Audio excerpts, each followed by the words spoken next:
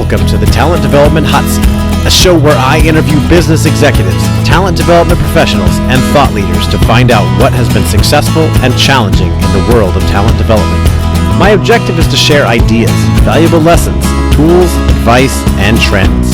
My hope is that all of this will ultimately help you, the listener, expand your knowledge, grow your career, and accelerate your success as a talent development professional.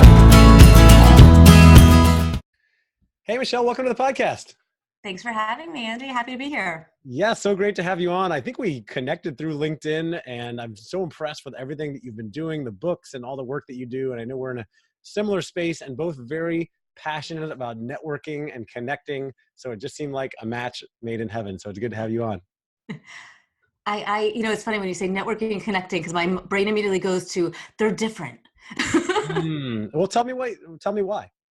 Well, it was funny. My brother-in-law walked into my office when I was finishing up the book, and he's like, well, what's the difference between this book and this book? Because my original one, The 11 Laws of Likeability, the subtitle's Relationship Networking. And I said to him, and I kind of thought about it for a second, and I'm like, networking is something that you do, but a connector is someone that you are. And then I was like, oh, that was good. I wrote it down, and it became the last line of the book. Yeah. But what about connecting? Well, what is it that makes someone a connector, but someone you are? Oh, see, that's a really big question. A connector is somebody, in the most basic form, a connector is somebody who is relationship focused in how they approach life and how they approach people and how they approach work. Okay, great. I see myself as a connector. I have for many years, and especially in what I'm doing now with the podcast and my business, and I'm always connecting people and spending a lot of time on LinkedIn. So I definitely resonate with that definition. It might depend on what level connector you see yourself. Yeah. So are you familiar with all 7 levels? Have you slotted yourself in? No, I haven't. Tell me. So there's 7 levels, but I kind of don't even count the non-connector, because I don't know if there's really a lot of non-connectors out there. Unless you really don't believe that relationships and people are important at all, and you're a complete hermit, you're probably at least an emerging connector. Well, can we stop there and take a step back, actually, because there might be a lot of people that believe that. A lot of my listeners are in the corporate world thinking, well, I work with a lot of people that don't seem to really care that much about relationships or connecting. And because I'm in this corporate job, I just need to get my job done and I'll be rewarded for that and my career will be fine. Why should people be thinking about connecting and relationships? Okay, that's a great question. Here's the quick answer, and then I'll give you a bigger answer. Okay. Faster, easier, better. Whatever it is you're working on, whatever it is you're trying to accomplish, you're going to get there faster, easier, and better when you're a connector, because people make all the difference. People are your greatest assets. So if I want to give you kind of some stats to back that up, networking for a job, when you're looking for a job, 85% of jobs at any level come from networking, and over 90% at the executive level. If you want a promotion, you're 70% more likely to get a promotion when you have an active mentor relationship. If you're trying to get a sale, I think it's 92% of people trust referrals from people they know and are 4 times more likely to buy. If you want to get a client, people want to do business with people they like. Yeah. Everything comes down to relationships, even health, which it's scary. And happiness too.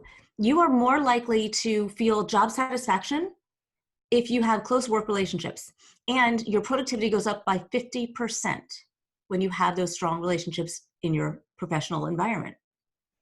Makes you want to show up.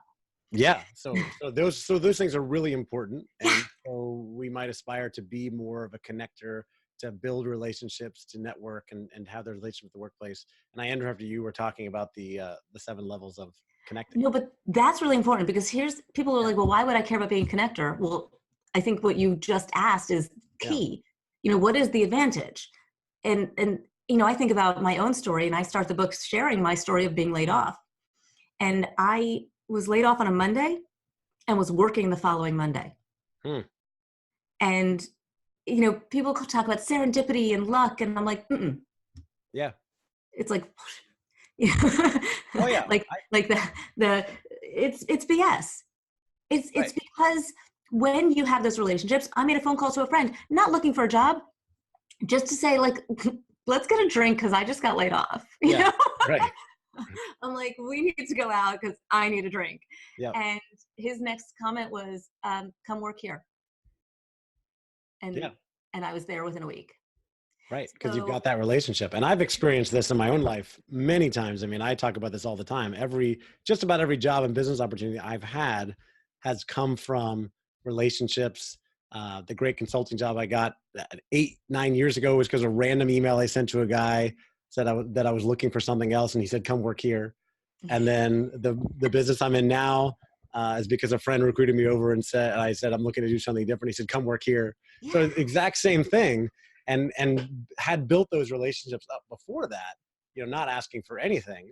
exactly. Figure well before you're thirsty, as they say. Just make a lot of friends, and they get to know you and your strengths and where you can add value, and then boom. And I think that happens so often for so many people, and they don't even realize it. And I bet if your listeners out there were thinking about it, they can visualize themselves on that like acceptance speech stage. And who would they have to thank for the accomplishments that they've had in their life? And it would be a very long list. And I Mm-hmm. think if people paid attention to that a little bit more, they would understand the value of those connections. And they would want to level up, as I put it. So we're back into those levels of connector. Yep.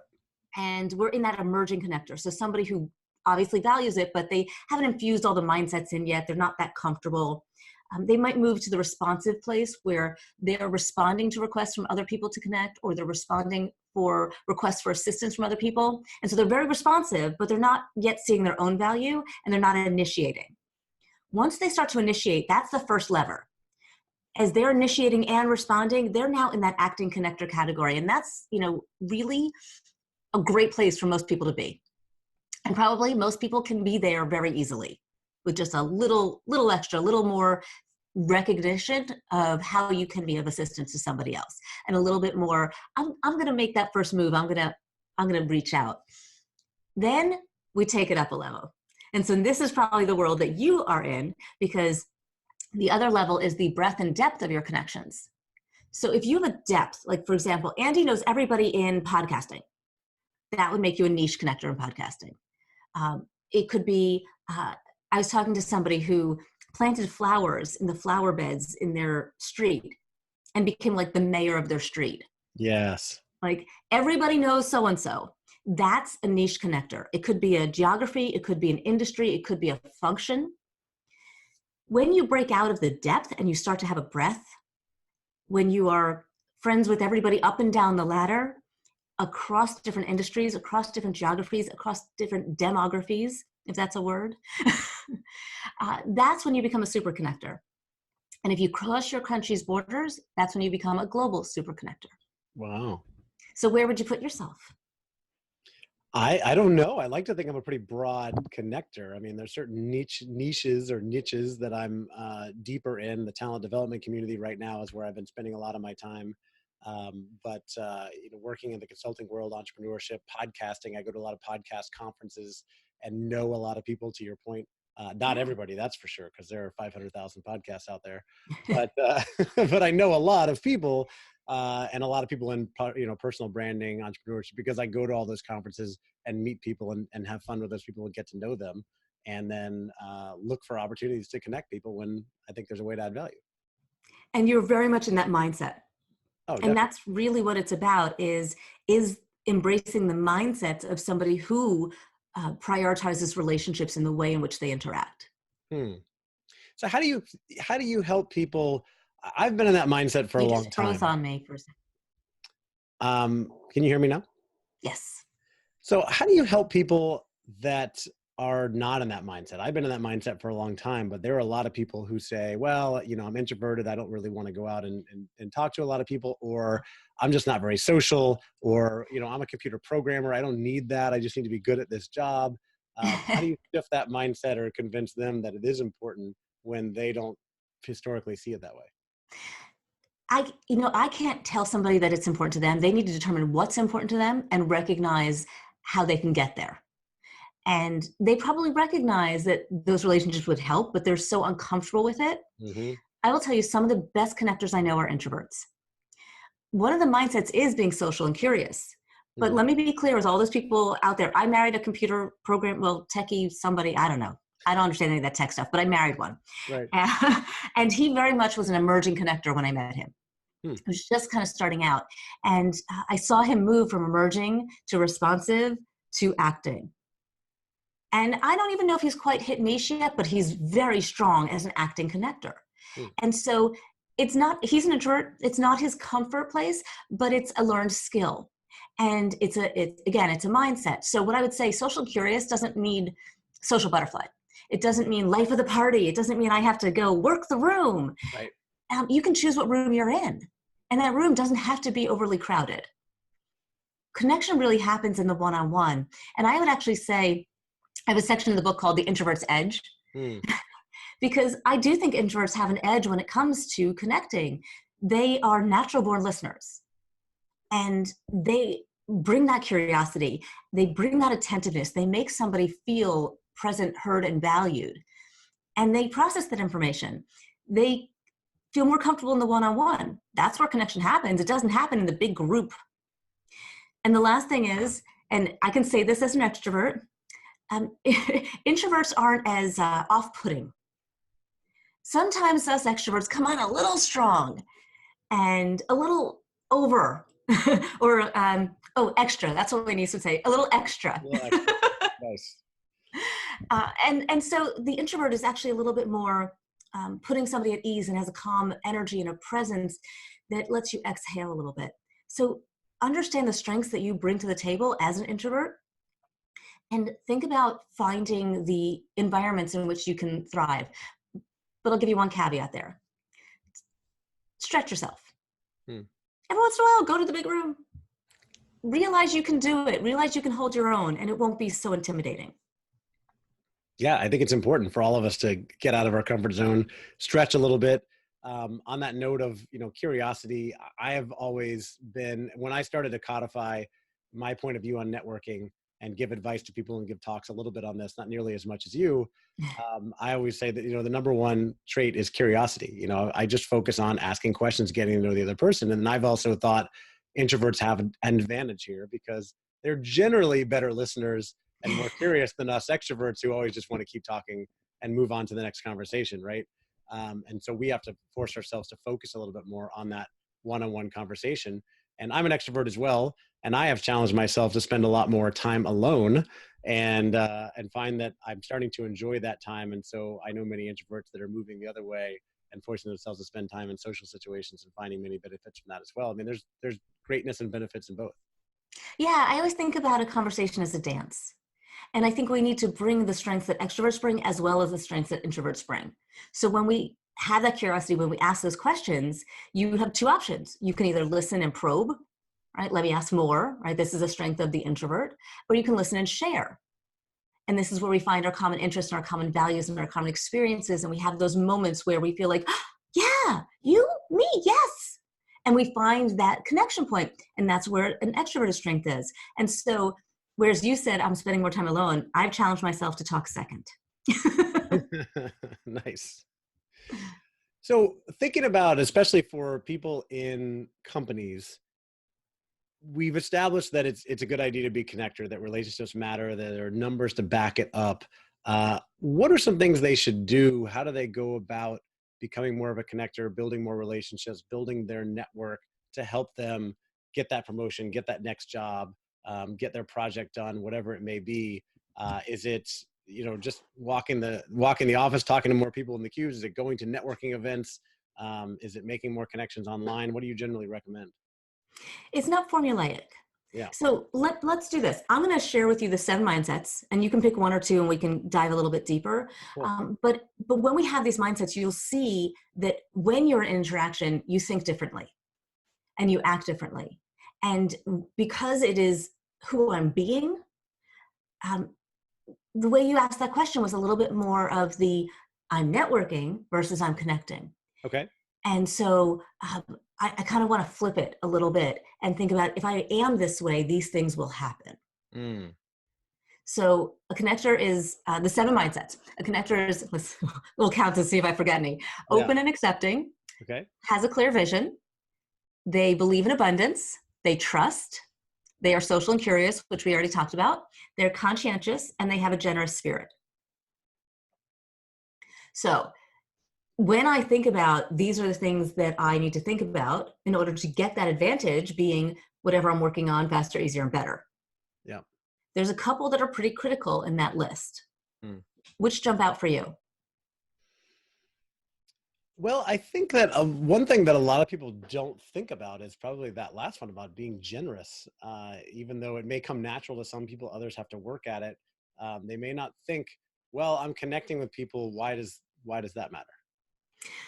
I love, because that actually goes back to what you were saying. What do I do? Yeah. Right. So this is a great mindset to think about, an actual actions you could take. So the mindset of having generous spirit is that we want to add value. We want to, and I did a survey, and one of the most interesting results of the survey was that connectors find a personal gratification just from the act of connecting others. That it doesn't really do anything for their results, but they enjoy that and they get pleasure from that. This idea of a connector is a very long-term view of how we approach things. So having a generous spirit, you also need to not just be generous with others, right? So how can I help you? Who can I connect you to? What are you working on? What do you want to know? What can I invite you to? What information can I provide? How can I mentor, advise, give credit, share, whatever it is that you might be doing that's adding value? Great. Keep thinking about all those things.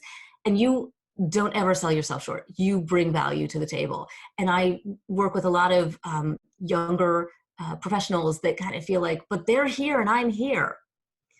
I have been in the position where I'm here and that CEO that I met is here. And 15 years later, I'm still friends with him and he's still here and I'm still here. Right. And it doesn't necessarily mean you can't bring value to each other when you are on different levels of your career.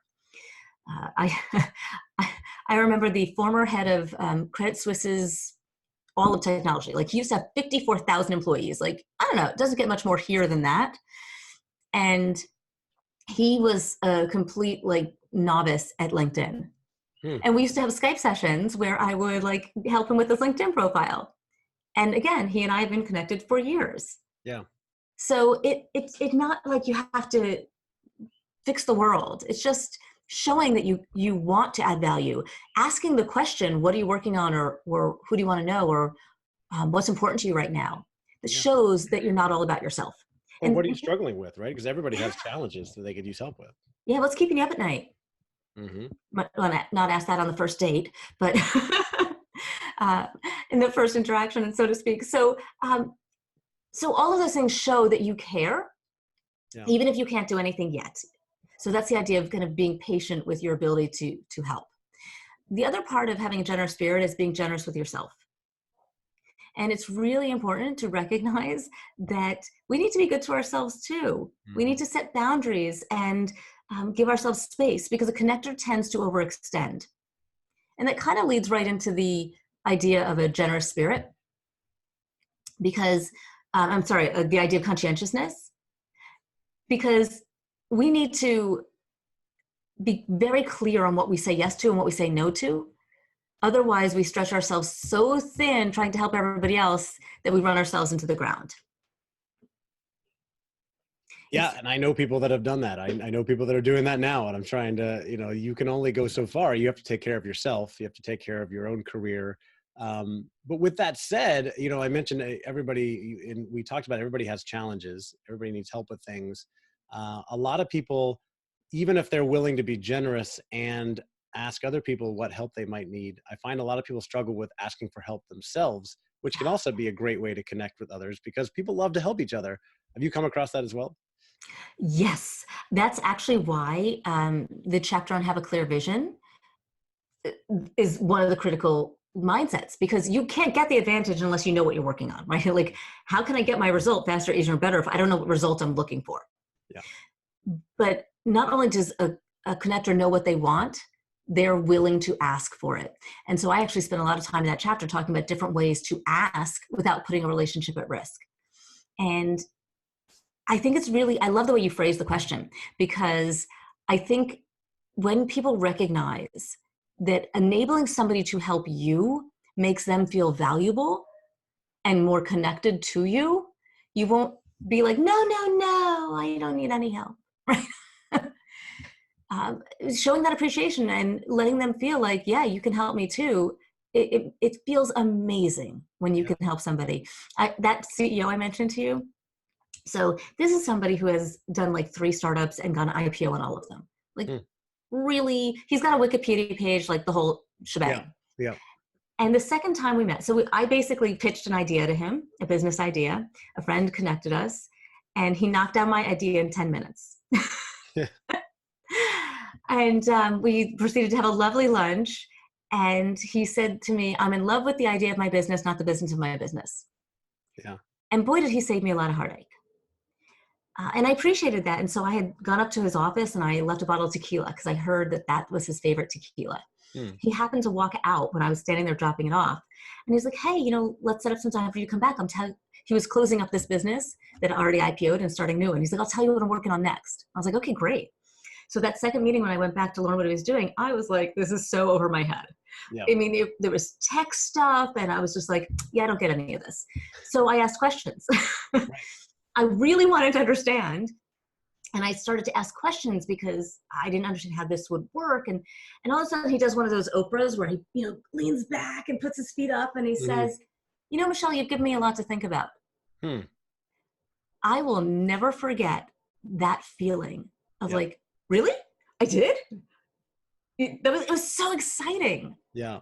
So if you can do that for somebody else at whatever level, even if you are lower in your career, you make somebody feel valued. That's why people mentor. It feels really good. Yeah. I have a similar story, actually. It's kind of funny.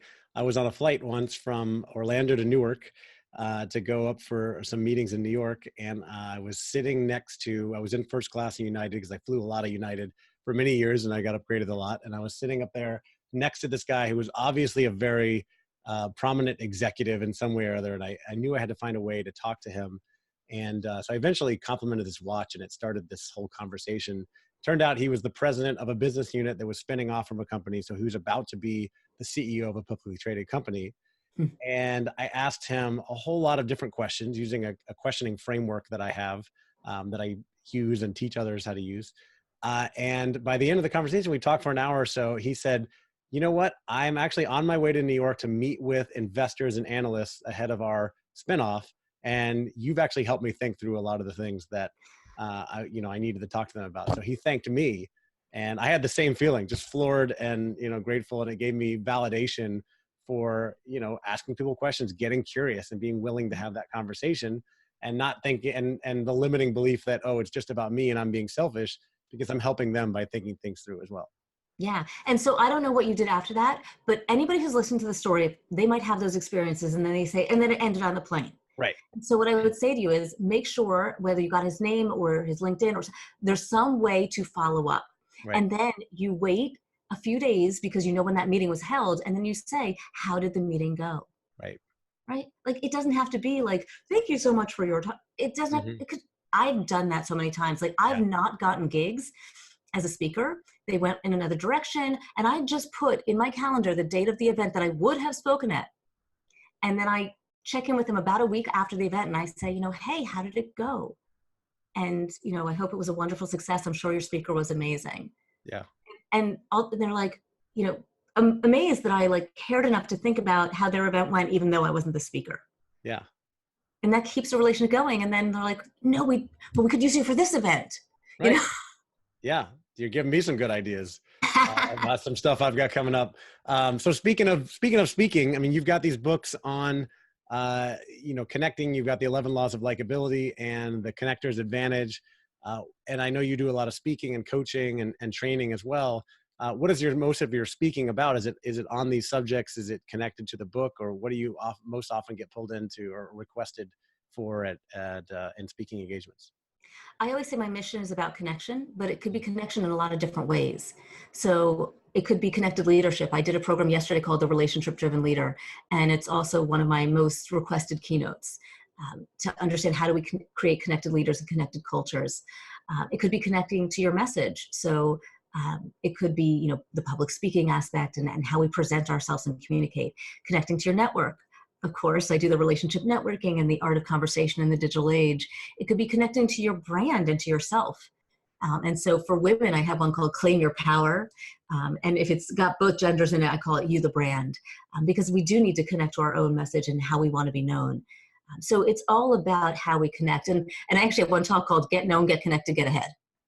Like, can't be any more direct than that, right? Yeah, that's it. And people, and there's clear results that could come from this, right? Benefits of That's doing actually how I start the talk, because, and I have a talk called How to Get What You Want, because those talks, I make people really connect to, well, what do you want, right? Or what does get ahead mean to you?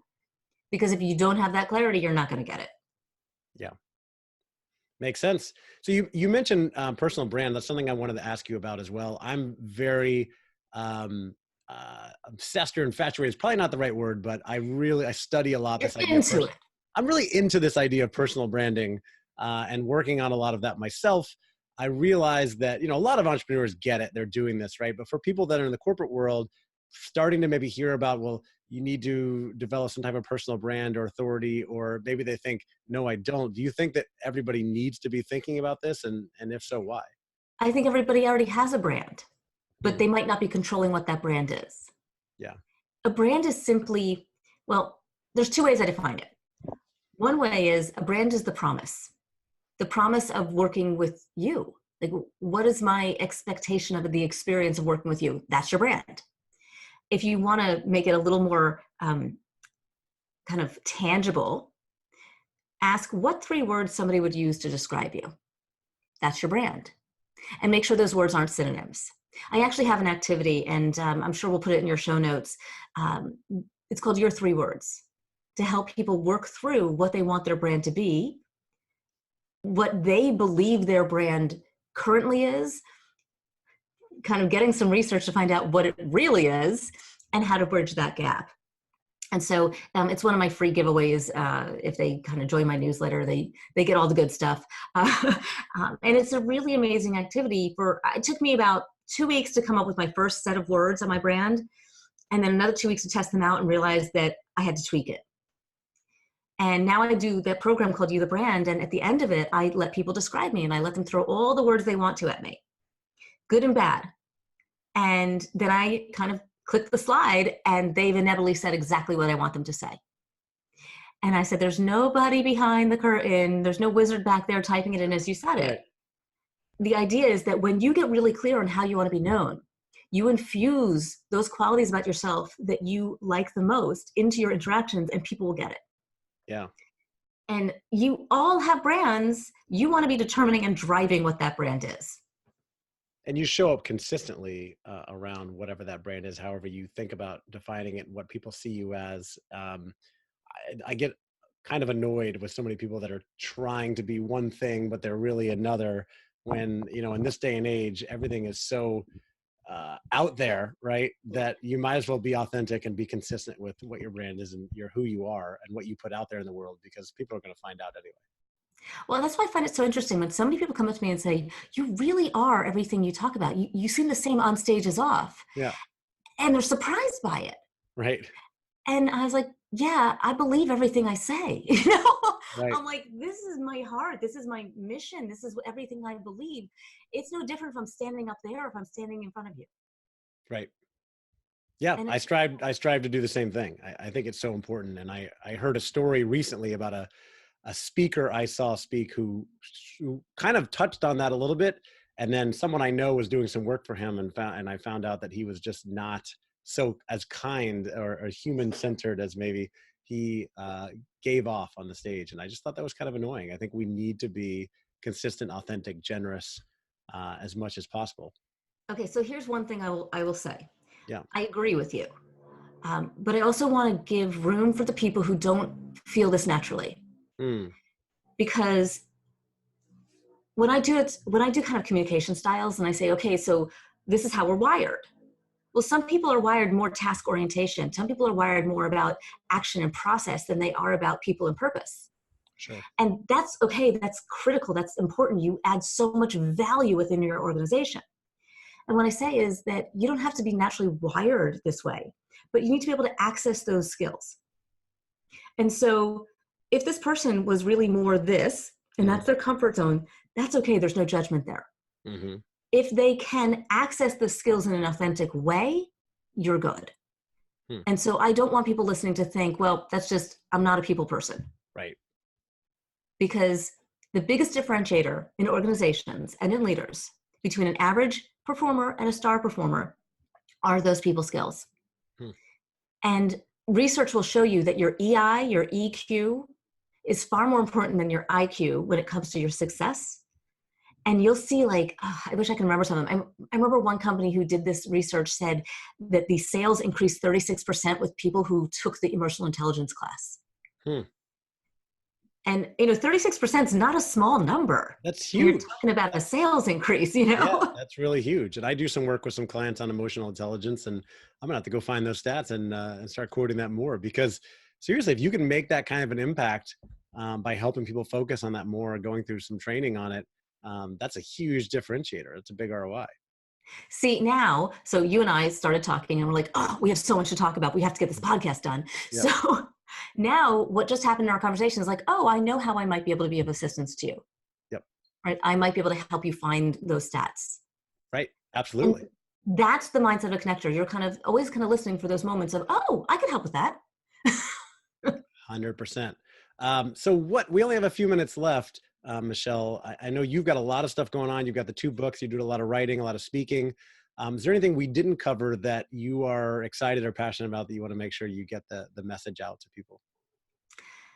I'm excited and passionate about all of this. My message is connect with me. I love to hear when somebody hears me, they'll connect to me on LinkedIn and I won't get any note. Right. Send me the note. Tell me that you heard me, on your podcast, and what resonated, what stuck with you. We'll start a conversation. Don't think that the people who seem kind of out of reach are actually out of reach. They're not. Yeah. Just start a conversation. So go to my website. It'll be in the show notes. It's Michelle with 2 L's, Tillis Lederman, spelled with a D, but sounds like David Letterman, .com, and you can find all the ways to find me. Awesome. And I know you've got some gifts on there and some contact information and all the information for the things that we talked about. And I agree. You're authentic. You're real. You're who you say you are. Reach out, have a conversation. I love those as well. I go on other podcasts and have this one. And we may have to do a separate class to teach people how to add that custom note in LinkedIn, because I just get the standard connection. And then I'll ask, well, what inspired you to reach out? And people say, oh, I've heard you on such and such podcast, or, I listened to your podcast. And I'm so grateful for every single one of those and glad that I asked, because I think people are just quick to hit the button and don't realize that you can customize those messages. And it's so important. On the app, unless you've found a way, when you connect through the mobile app, you can't add a note, which drives me crazy. So I try not to do it that way. You can. Yes, you can. So when you open the app, see, we could do a class right now. Okay, I'm opening my app. There's a little, you look at somebody's profile. Mm-hmm. On the right of where it says connect, there's a little ... You click that, and then it'll say send custom note, and you can send a custom note that way. All right, I'm going to try that, because I'm always I won't connect to them until I get back to my computer. I know. Right? I want to put a note. Yep. But yes, and what's also interesting is when somebody connects to me and I send them a note back, they don't respond. Nothing. Yeah. They're busy. People are busy. They don't think about connections, but hopefully after listening to this interview, they'll think about the importance of connecting, the importance of relationships, because it's going to help you accelerate your career. It's going to help you get new jobs, get promotions, get projects done. So many things it can help you with in life, as it has helped me. And I know it has helped you. So Michelle, one more time, the website is michelletillislederman.com. It is, or you can go to theconnectorsadvantage.com. And even if you don't connect to one of us, connect to somebody new today. That's your challenge. I love it. So connect with us on LinkedIn, and the accountability challenge is connect with someone new. Well, Michelle, I am so grateful that we connected, and I really appreciate you taking the time to come on the podcast. I enjoyed this conversation. I hope others do or did as well. So thank you again for coming on. Thanks for having me. All right. Take care.